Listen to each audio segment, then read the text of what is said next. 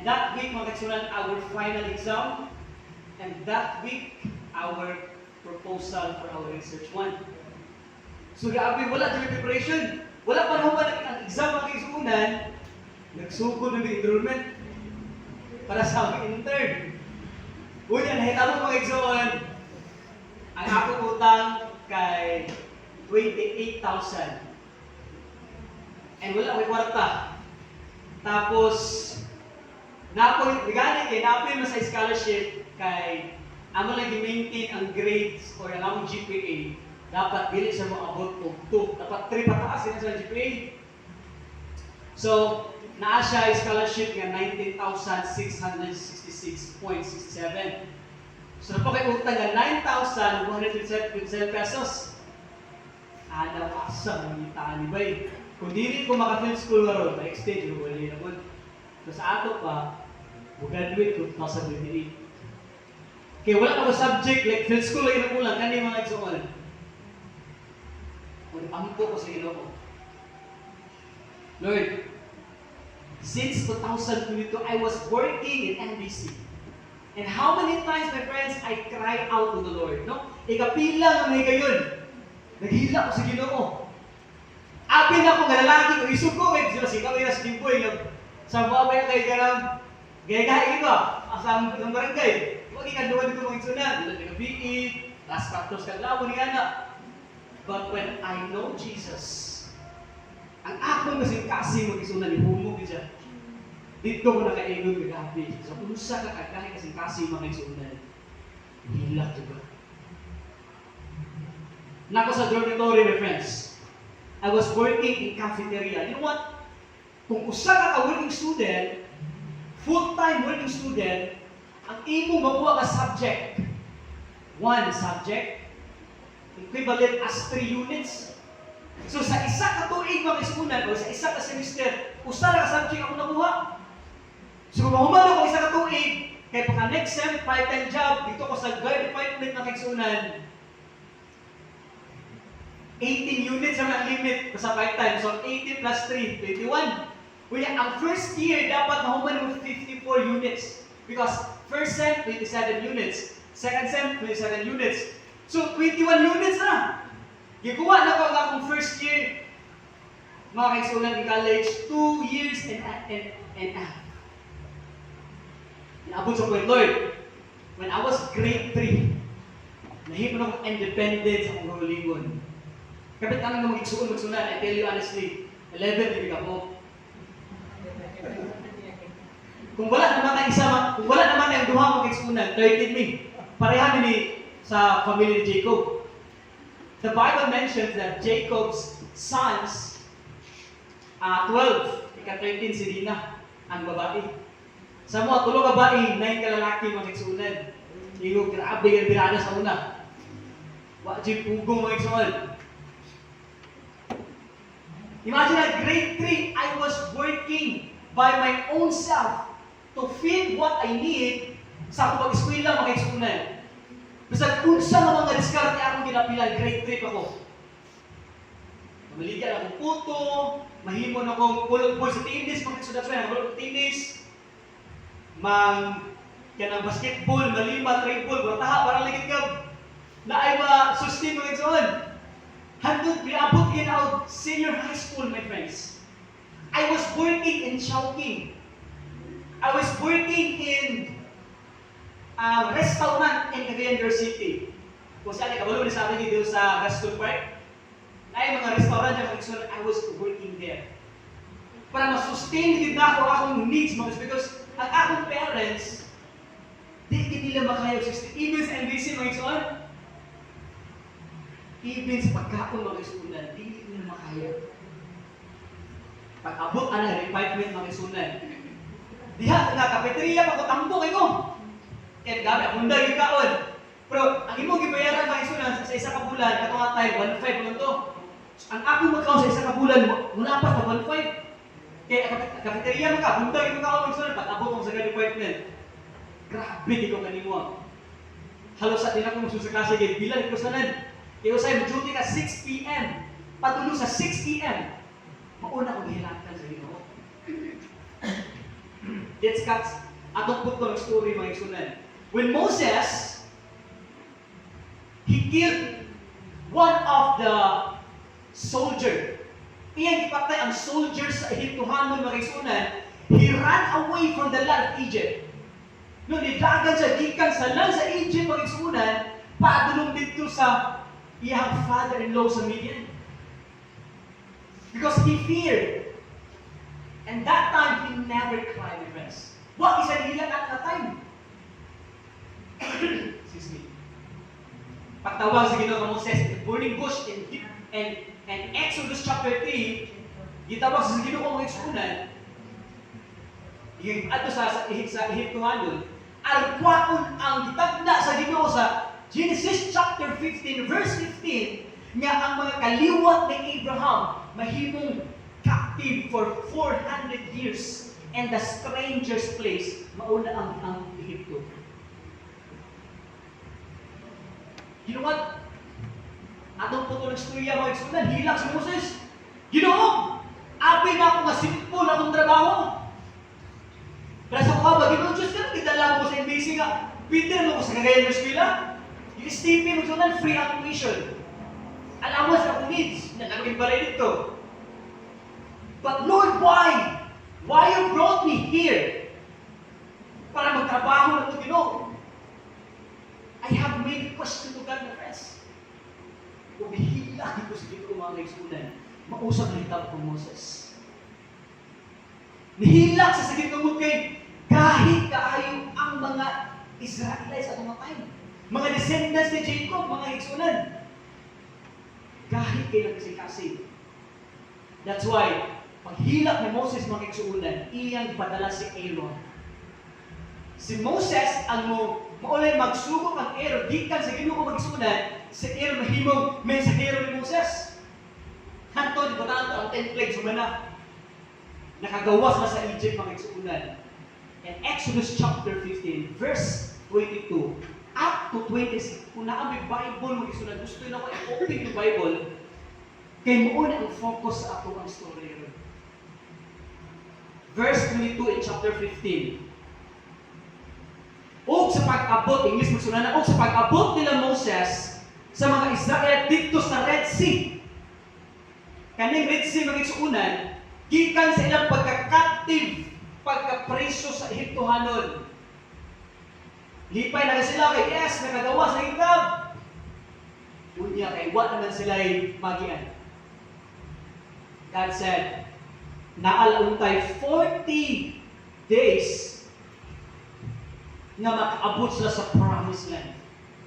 But tungod sa ilang pagkamasupakon mga igsunan, 40 days na himong 40 years. Kung lantaon nyo ang land of Egypt mga igsuunan, kung balik sa time ni Abraham na mention niya ang wilderness.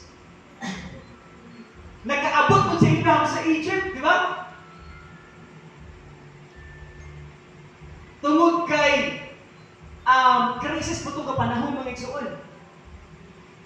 Gikan sa land of Egypt, Peter sa diri mo agi, makuha na nila og 40 days makaabot sila sa promised land.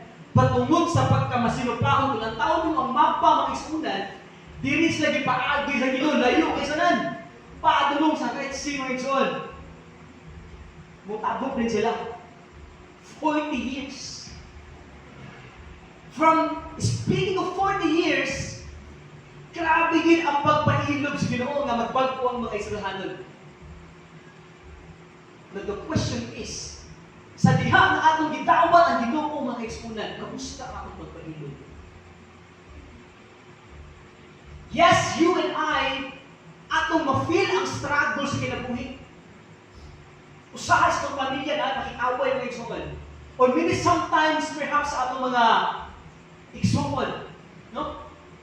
Sa kung manghod mga igsuunan, palag ang mga friends in BC. Kay gawas ka na akong mga amigos and BC mga igsuunan, kami ang pinakasukod sa kumanghod. Sugod grateful, nag-uban namin sa Abusan del Sur. Padulong sa Kabigin, mga igsuunan, bin 700, nag-senior high sa SPC. Padulong sa MBC, uban pinipinting. Kung sa diha nga, elementary na pamiskin, sumbagay anak. Mga igsuunan. Pag atubang ni Moses yun, Red Sea, hindi pagkalikod doon, naagin ang mga Hibdoano kauban ng Pharaoh. Kaya yun si Pharaoh, nga nang atong mag-isutan ng mga lakaw mga Hibdoanon. Wa na tayo sulugod rin. Ilang giampas na eksunan. And the pillar of fire came from heaven mga eksunan. Mo'y nagpugong sa mga Ehiptohan ang dili masakop ang mga Israelites.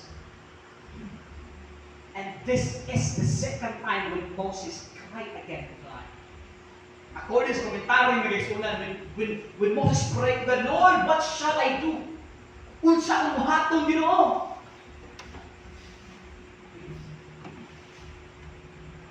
When Moses stepped of his first step, ang first thing na tikang, ang itaas ang mong kamot, kauban sa mong rod, kinaman sa rod mga eksunan, pagsaka sa kamot, when Moses got his first step to the water, ang tubig na bunga ng mga eksunan. Now, pila ka meter at ilang baklayon. Remember katong tayo eksunan, gabi ito nga time, ni Apo sa stabok bunga, kadlawon ng mga eksunan.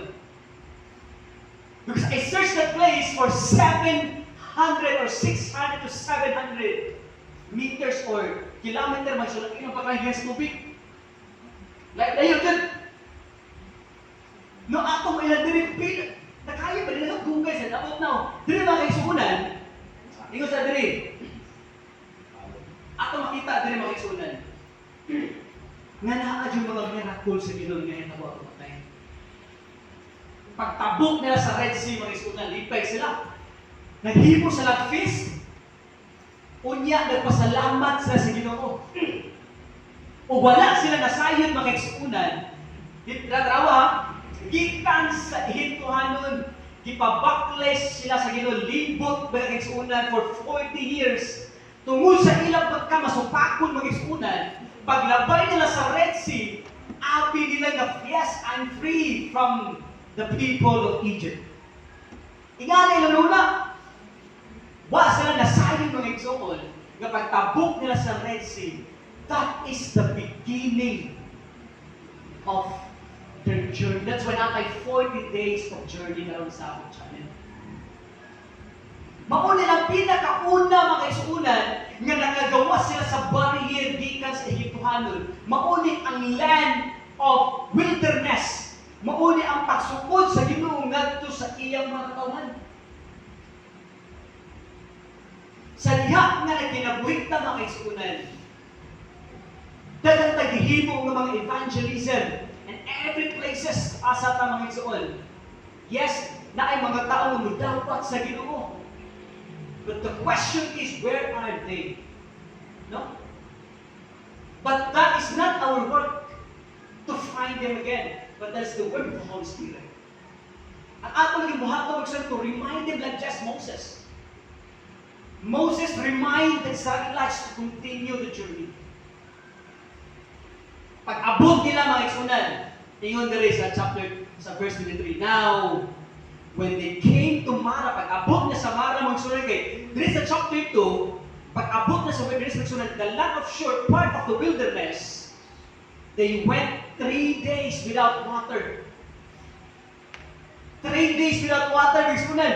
How can they survive for 3 days? Wala sila inom ng tubig mga eksunan. No? Kung maadto ta sa practical na mga pangunahuna ba, bisan galing na sa balay, maglingkod ta, inom sa tubig. Kana to siya extra tagadlaw, uhaw na kayo na. Inom ng tubig, ang mga farmer, maglampas, inom ng tubig, wala rin oras. Magsadi ka mga isunan, dahil magawa siya for how many hours lang? Or minutes, you need water in your body. Magtindog ka. Uhaw naman, inom ng tubig naman. But 3 days without water, 3 days walay tubig mga igsoon, giunsa nila pag-survive. According sa research mga igsoonan, I searched yun. The land of wilderness mga igsoon, they have water. But wala sila nakaabis na kay mga tubig. And ang ilang pagbaklay mga igsoonan, dimension dira mga igsoon nga they are 600 men. Men lang, wala apil ang mga bata. O ang mga babae kauban sa lahing ng mga tribu mga igsoon sa pagbaklay nila. Kung mubalik ka mga igsoon sa Exodus chapter 12 verse 33 to 38 mga igsuunan, the children of Israel journey about 600 men beside on foot, beside children of mixed multitude mga igsoon, went up with them also, and the flocks and herds and a great deal of livestock. If you total all of them, according to the historical scholar, it estimated about 2.5 million people. And not people, 2.5 million apil na ang flocks nila kung ilang mga donkey. And yes, taas na ito lang ang water, but di enough nga masustain bilang 3 days. They didn't have water. Yaw-yaw sa Moses. Moses! Stilan. May pagwa minikuyog sa imo, ha? Mas maayo na untang at dito na rin sa land of Egypt, bahala na himong sulubuan dito, makakaon na ni tarong, makainom na ni tubig o tarong. Na ay words ko rin nga grumble ng experience. Akong gi-search sa kanang dictionary ng experience sa lahit ng term ani, naging-argue sila ng Moses. In other words, naging-argue sila sa Ginoo. Because pag abot nila ang time maging suulan, remember, pila ka mga miracle at ipakita sa Ginoo sila nga ano nagmasupako naghihapon sila. Ikaw ka naman son? Pag abot nila sa shore, kumbaga kani ba? Mutibot, ay na? Mutibot to? Awal patibot, malit na ba? Mutibot. Naay sa unahan ka mga isunod lugar, kasi may tawag na, kasi palang lugar sa langit, kaya na part sa barangay sa mutibot, nga na ba? Kitawag siya o, kanang mara. Tingnan na siya, mara mga isuunan, tumugi, pag-it ka ang tubig ini. Pagkakita sa mga Israelis, may tubig, kaagal siya lang. Ino sa tubig mga isuon, pag-ino nagkaapi ka pa ito, pakakukal ng isunan. Yaw-yaw, nagusap sa ni Moses. Nagitubig, bro, pait. Ika-third time or fourth time, hila ko sa Moses. Ingon dire, verse 24, and the people complain against Moses, o ang mga tao nag-complain na po diha ka Moses, o nagainom sila Moses, unsa man ang atong inumon. Sa verse 25, si Moses mihila ngadto sa Ginoo, o ang Ginoo nagpakita kang Moses og kahoy. Kaya mag-ampot sa Ginoo, Lord. Kani ako na ning na chika kay Elder na gusto mag-chika na sa Ginoo kay sunan. First year ko atong time 2020, second year irregular 2023. Gikan ko canvas sa Zamboanga City, kani sa dagat amo ra nagyan ulog. Canvas ni sa Zamboanga City mga sunan. Napakutang sa visit 38,000. Pag humag-canvas sa Zamboanga City, nakoy nakuha nga cash 21,000. Ako utang 38,000. Dili enough ka maka-eskwela pa na time. Remember, I pray to God, Lord, please, I want to experience what is the feeling of being full-time student. Bugin ang gagawin mo, di sa ito mga isuan. You know what? Ano ba yun there? When we pray, we need to prepare ourselves. 7 months ay ang maghihatag sa Ginoo po mga isunan. Pag abot ko sa Cagayan, sa Nazareth, dili Nazareth ang asa si Jesus Christ sa tao, ha? Nazareth sa Cagayan City. Nagprepare ako gamit ako kanig 21,000. Dili na ako nibayad, kaya madapon ako nibayad. Napakikutang nga pila pa, dapat ako padapon. Mag-working rin hapon ko, ayun ko na lang ako ni pang-alawas ako. Butos ang gamit, ako Lord. Kung imo ni abot ang Ginoo nga maka-working ko. Basta positive ko muna Ginoo. Wala na ko yung mga murmurs kung paano ko pagyayaw sa mga. Positive yung mga eksunan, bago siya nito. Kaya gusto nito mga mag-skila. Pakin sa mga gamit nila, nanawag ko na ako isa ka customer sa Zamboanga. Tawalo ka, ang inyo sa kuha, anak, magkitawag sa kuha, anak! Ano, kinsa di, wala ko kailan ba? Kinsa di? Ito na yung mami. Ay, sige, tawagan mo na nagag-mami. Total, nakamami na ba ito natin? Pag umana na mga igsoon, pila rin mong balance NDC, yung siya, anak mo, hindi, 30,000 lang ako balance NDC, may. Pag-ingon niya nga, karon padalang teka, 40,000. Wala ko katingon ko eh. Kaya pulo yung back pa yun. Dugay ko na answer sa phone mo sunan. Kadalaw sa cellphone ko. Dugay ko. Alam mo ba, all dito ba sa Ginoo? Pag-abot si busy mo sunan, dibayaran ng utang, dibayaran ng tuition. Mo to gingon leader. Sometimes when we pray to God, when we need that thing mga kaisunan, God gave that to you constant. I mean, quick or instant mga kaisunan. I pray to God, ako sabihin, Lord, daghan na yung requirements, wag ginawin mo. Walang kailangan dapat mga time. At kanang computer library, ako na ginapay, computer lang, mga suna, ako na ginabayaran. Pero kung magklase ang mga IT, gawas din nga na. Daghan na yung requirements, manahin mo, magsak, iguali, sinpong, iguali, eh. At kung jugali ako po, kasi ginawa mga kaisunan, first time in my life, I cried out to the Lord. Again. Pag-abot, alas 5 ka ni ampo sa Ginoo, pag-abot ang alas 6, itawag sa kuka, ipadalhan ko niya, kwarta, balik lang ka. Inuso ko ligo mo sunan. And how many promises sa Bible? Only one verse pa ang akong na-dig deeper. Ito ba sa Ginoo? Pag-ampo ni Moses, Lord, Moses, may kahoy yun. Saan ko may kahoy yun, saan nga wigit? Ang po ko, ginahan, motor ito siya para ito kumisot. Hindi ka ang sinog. Motor lagi para kubaon. Kung saan ko lang gihatag yun, pag-ampo ni Moses, Lord, may kahoy. Kung si Iwa, gusto mo lang doon ko ito, kahoy gihatag si Iwa. Kung sa, ikaw nasa time ni Moses ba? Lord, sa ako nga pare, pagkain ng tubig nyo. Kahoy mo sa so. Saka ulon mo kahoy, wala pa kabusog. Ingon sa Ginoo. Sa pala yung istorya mga isunan. Ingon sa Ginoo Jesus. Pag uman naghilak sa Ginoo, ingon siya, cast it into the water. Ang nakalindot na ng Moses, paghatag sa Ginoo kahoy, gihulatan dili ang Ginoong sa sumpay. Usahay mo sa gilingon, Lord, wapag-isumpay Ginoo, matuna na tapay sunan. That's why, luot na sa Ginoo. Ay, Ginoo, sumpay ro na yun. Teka, panani na. Ano ba? Moses, kaning sanga, ilabay sa tubig. Pag-itsa ni Moses sa tubig, mga kaisunan. That's why, ang title ani nga pericope or nga chapter, itay tulad ko ni better waters may sweet. Tungod kay ang lugar sa sure mga kaisunan nga gitawag o particular place gitawag og mara, pait nga tubig mga kaisunan, paglabay ni Moses sa maong nga kahoy nahimo og tamis. Grabe lang ito mga kaisunan.